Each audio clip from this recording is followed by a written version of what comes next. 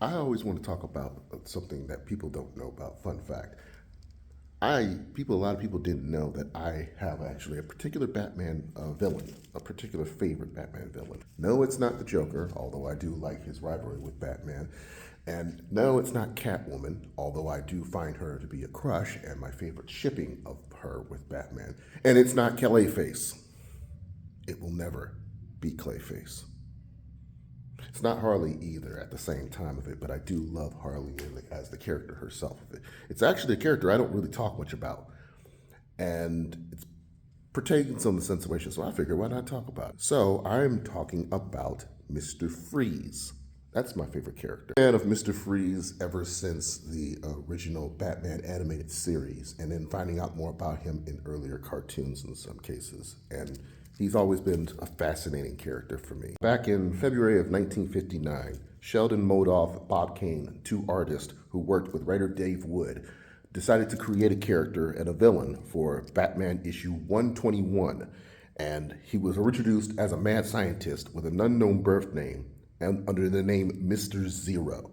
But then, with a cycle-altering mishap, he became an ice-themed criminal with freezing weapons and an adversary for Batman, who was forced to live in zero temperatures, in zero sub-zero temperatures, and wore basically a cryosuit, which later in 1966, in the television series, he was renamed officially as Mr. Freeze. Now, there have been three actors who actually played Mr. Freeze in the 60s series. Otto Preminger, Eli Wallach, which was season 1, season 2, and I believe George Sanders, who was in season 1. Now, my personal favorite is obviously Otto Preminger and George Sanders. They're my personal two favorites of the series in the 60s who played Mr. Freeze. So that's obvious in the case of that. However, it wasn't until, of course, the later 90s where Mr. Freeze made his debut in the animated series in this episode Heart of Ice that Mr. Freeze became a favorite for me. That episode aired in September 1992 in the animated series. It was that episode that made me officially a fan of Mr. Freeze.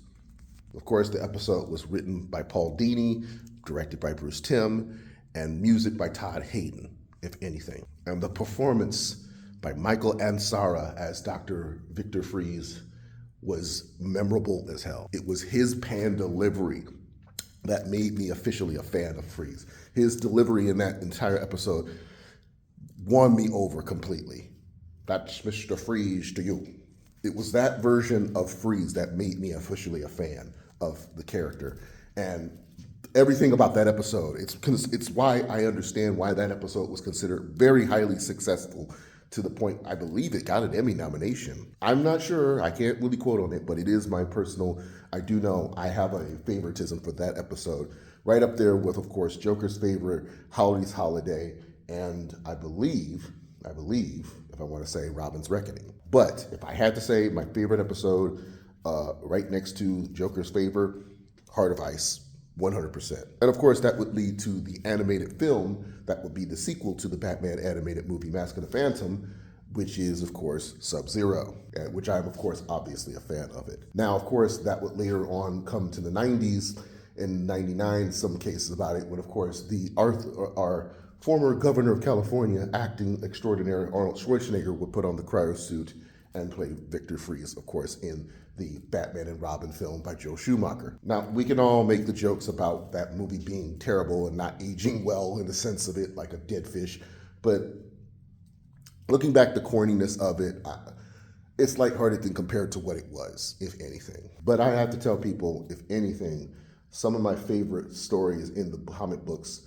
were my personal favorites when it came to Victor Freeze. And to this day, he is still my favorite character in the series. And I love what they've done with him in the video games, in the later animated episodes of other Batman interpretations as well, especially when it came to Batman Beyond and the new Batman Adventures, when they reiterated Freeze in many other ways. It was Batman Beyond's episode that pulled the heartstrings for me the most when it came to his performance, when it came to Ansara's performance as Victor Freeze, because it was at a moment you would have thought a redemption arc was going to happen with Victor Freeze in that episode of Batman Beyond. But to know now that that never came to be of it, but it wasn't his own accord because it was the company he kept. It was at one point that I can honestly say, for the first time ever in an episode of Batman Beyond, where they came to Victor Freeze, that you were rooting for the bad guy because he was dealt with the dead, fucked up cards. He really was. But to this day, I can't name a moment in the books or in general that of Victor Freeze, other than Arnold, that I can't say that I was not favorable for. I don't talk about Freeze a lot because of the simple fact that I love him too much of a character, because his simplicity of who he is. He was a scientist trying to use technology to save a person he loves, someone he loves most, a woman he loves, Nora, in some interpretations. That's all he was trying to do. And for the sake of the woman he loves, he was dealt with the cards of technology because of money and greed by corporations. And because of that, it led to the fact of him burning to the point his heart became cold, and started using that against every person in his path, including Batman. It's one of the many character villains that I have to say he was dealt with the card circumstances, in my personal opinion, that because when you really think about it, if he was just given the funding that was needed to save his wife, he would never have been the villain he was. Now, of course, like I said, comic books always have different interpretations, but the interpretation of his love with Nora has always been my favorite part about Victor Freeze, that sets him apart from the other villains. The other villains, they were dealt with their own circumstances that led to their situations, their own greed, their own moments of doing things on their own, and some have become a mystery as well. But Victor was only doing it because of the woman he loves, using the benefit of science to help benefit for the woman he loves, to save her. When you really think about that, and that is what makes me also find the core of what makes me love this character out of all the villains in Batman. I only hope that we get some case of it if it does, because as of this moment, the Batman Part 2 is being filmed by Mr. Michael Reeves, and it's already been confirmed about who they are, about who is in the movie so far. And of course, I'll be making a video about that soon. But when it comes to the character of Freeze, it's been speculated that he would be in this movie. Now, I don't know if that's going to happen or not, but I would love for that to happen. And actually, yes, I did see the video, the interview where Giancarlo Esposito has offered to play Victor Freeze, which I 100% back. I would love to see that man take on the role of Freeze. To make him a man of color would just do me so well, so fucking well. I would love to see that happen. But I'm curious on your favorite story of Freeze or your favorite villain. Let me know in the comments below. And I probably will be talking more about Freeze because I have a few things planned personally.